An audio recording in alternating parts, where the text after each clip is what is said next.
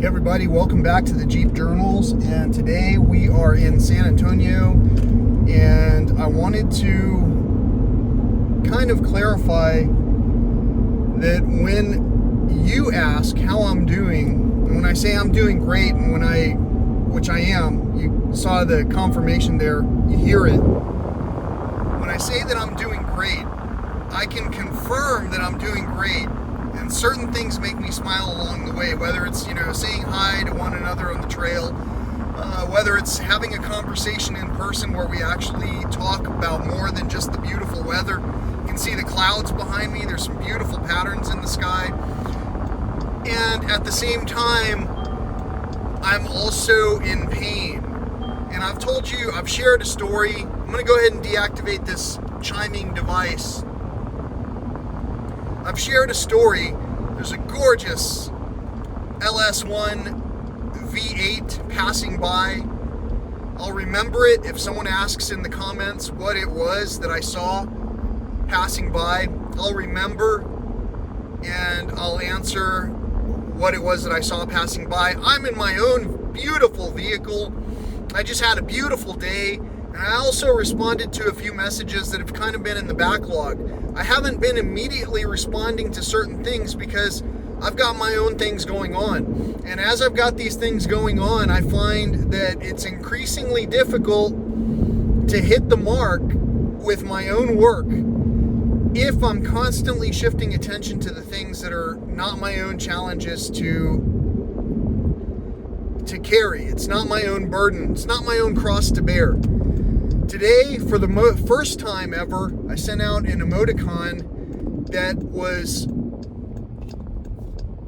something that I didn't even initiate. I know a lot of people click on the emoticons thing and type in a lot of emoticons. I just use words. My words are compelling enough to either start or stop a conversation dead in its tracks. And what I mean is, conversation can be tripped up and it can either live or die. And the last thing I want to do is encourage conversations that are not so meaningful. And by meaningful, I mean they don't really amount to much more than a meme's worth of words.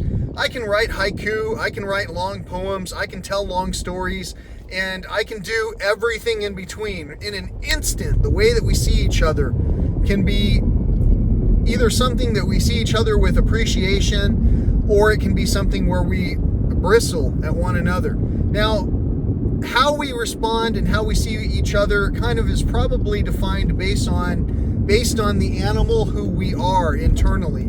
So when I say bristle, and if you think porcupine, and if you believe that porcupines have quills, and you believe that snakes have venom, some snakes, and if you believe that lizards have teeth just like snakes do, and if you believe that some animals are harmless when encountered no matter whether they're a danger or not, and if you believe that some animals are perceived as food, they're looked at as nothing more than food. For an example, certain cows versus a dog in some countries.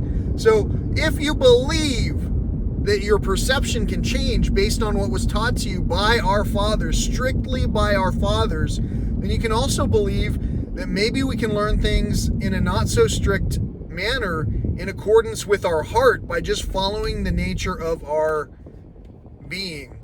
I was going to say the nature of our beast, but the nature of our being. The nature of our being is at peace and at ease.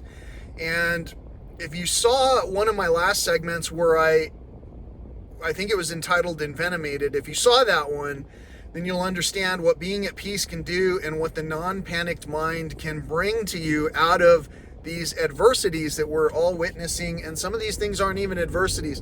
All the rubbish on the ground that I'm passing, all the different trash that I see on the ground, it's an adversity, it's a challenge. Challenge accepted, right, people? The only way we can admit to the challenge being there at all is if we can perceive it.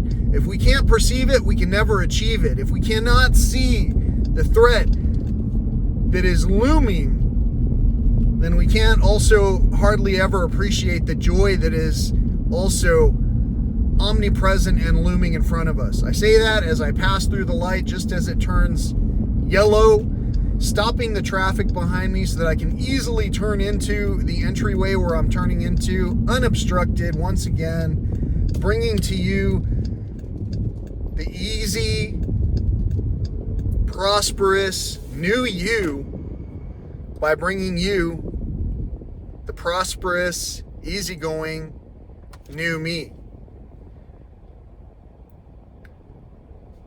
I think that we're all resonating together. I believe I can feel it. I feel the gray coming out. I felt the spring in my step. And I also believe that we're all starting to tune in to what really matters. The difficulty probably has been with the communication between certain segments. I usually say generationally. It just depends on which things we were exposed to. Sometimes language barriers can cause us to feel like we're not communicating with one another effectively. And by language barriers, I can even mean sometimes using a richer version of the same language that someone else is speaking. Sometimes that can cause us to feel like we're putting each other down, when in fact we're really just having conversations, trying to enjoy, fall in love with one another once again. I know that we're doing that because you can see the smile on my face. I feel the love that you're giving me. I know that someone is holding out from clicking on subscribe or commenting. And at the same time, I know that a lot of people are commenting and subscribing and participating on and offline. And I know that sometimes we stumble, we'll fall through the motions saying that we're going to do something and we'll stumble. But really, that's just another learning opportunity to pick up, get going again. And this time, look a little more closely at what's on the ground before you step and stumble, either as a toddler or as a wise adult. So thanks for watching. Until next time, peace, love, and all that old school stuff. I'll see you on US 385.